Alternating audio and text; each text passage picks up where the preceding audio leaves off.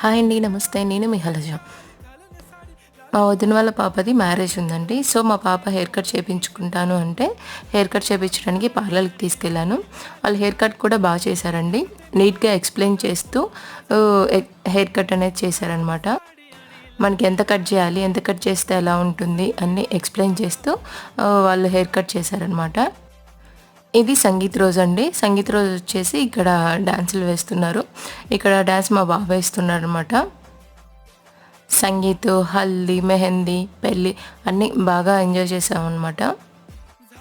ఈ సంగీత్ అయిపోయేసరికి మాకు నైట్ 12:30 అలా అయిపోయిందండి.